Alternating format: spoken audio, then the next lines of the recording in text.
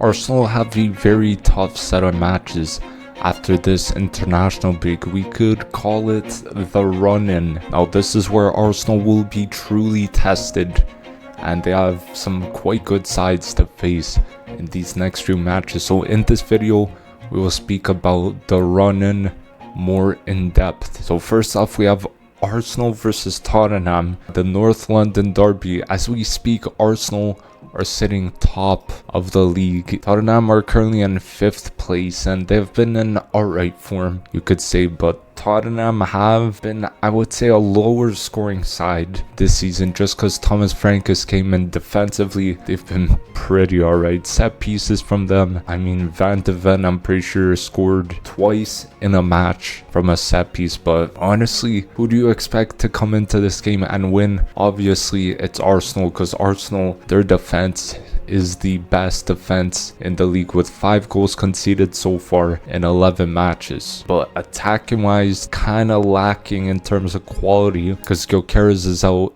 with a injury, which is a huge blow. But we have Gabriel Jesus coming back, so maybe he could feature against Tottenham. But I think it's a pretty big match, so I don't think so. I think in this match we're gonna be playing Marino up top, and then potentially someone else like Nwaneri in the midfield, actually Eze in the midfield alongside Declan Rice and Zubimendi. But in the left back position, Calafiori might be out because he suffered a hip injury with Italy, so maybe he will miss the North London derby. Hopefully not, because he's been absolutely fantastic this season on both ends of the pitch. But if Calafiori does miss out on this game, then Miles Lewis-Skelly will get his chance to play on that left back role. Miles Lewis-Skelly did pretty well in that left back role last season. I expect Arsenal to win this game as it's at the Emirates. Now the game after that is actually Arsenal versus Bayern in the Champions League. Now my word, this is probably, I would say, the biggest game of our season happening in November. I mean, it's still in the league phase, but Bayern are looking absolutely unreal this season. I believe they're in first place after beating PSG 2-1 in the Champions League, winning 4 matches out of 4 matches played. Now they have conceded 3 goals, but they're the highest scoring side in the competition with 14 goals so far. And that front 3 from Bayern is actually very, very dangerous if we're gonna look at it. You have Harry Kane, who's literally banging goals. I believe he has 22 goals alone this season in all competitions, maybe even more. Then you have Luis Diaz. I mean, he's just come from Liverpool and he's doing incredible. I believe he has 17 contributions in all competitions as well. Then you have Elise, who has been having an amazing season as well. Last time I checked, Elise had 10 goals and 10 assists. So that front 3 right there is probably the best front 3 in the world at the moment. So that front 3 is going to be coming up against Arsenal's backline. Arsenal's backline is the best in Europe, in my opinion, the best in the Premier League as well. So we're gonna see the best attack versus the best defense.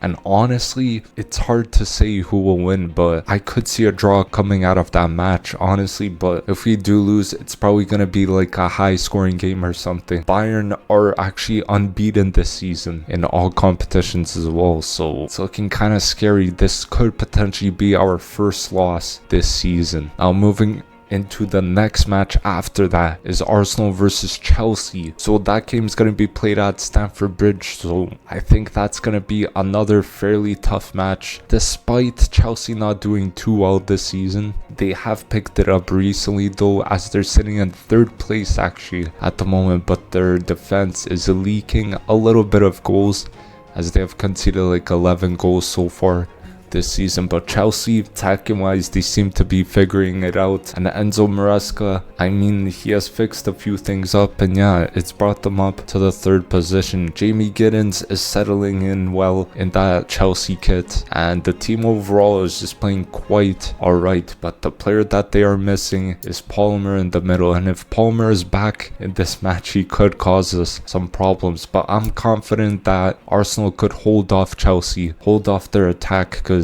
our center backs could definitely bully their strikers. You have Joao Pedro, who could run in behind, but We don't get run in behind too often, apart from Holland earlier on into the season. But I think we could hold them off. Maybe win that game like 3-1 or something. But it's going to be tough as we're going to be playing away. Now after that match we have Brentford, which personally I think we should win that game fairly easily. But after that match we have Aston Villa, who've really picked up their form in recent times. Like, they started off the season quite horribly. They were actually sitting in the bottom 3 of the table. Now they're actually sitting all the way up in 6th place. That's a unbelievable jump from Aston Villa. But last game they whooped Bournemouth 4-0. What a masterclass from Unai Emery. They're coming up in good form, but after 2 or 3 matches we will see if the form is still holding up. Last time we lost against Aston Villa, I believe it was 2-0. It was around March or April time, and that kind of killed off our title charge. I think it was last season or 2 seasons ago. Just killed off our title charge, losing 2-0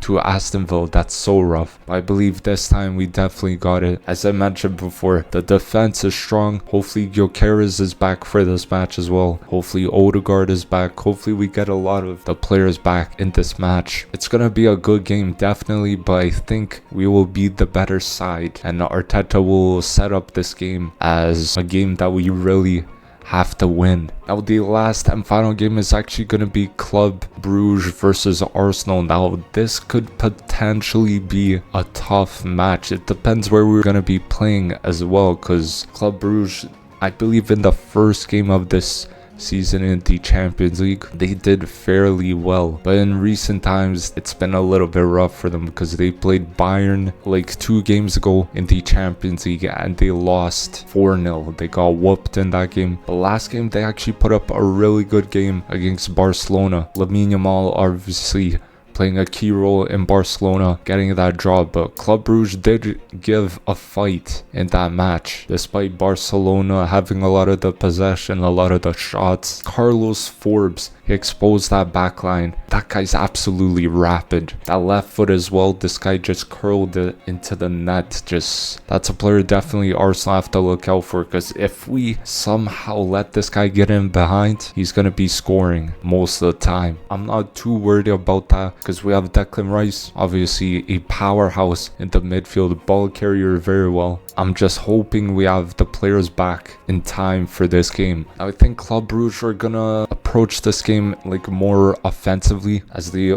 know Arsenal are a more defensive side, very strong defensive side, probably the best in the world at the moment. Now, how will Arsenal set up? Hopefully we get Eze in the middle, then maybe Martinelli could be back, so we'll put him in the left wing and Saka right wing, and hopefully Gyökeres is back in time for this match, so that front 3 is going to be firing away.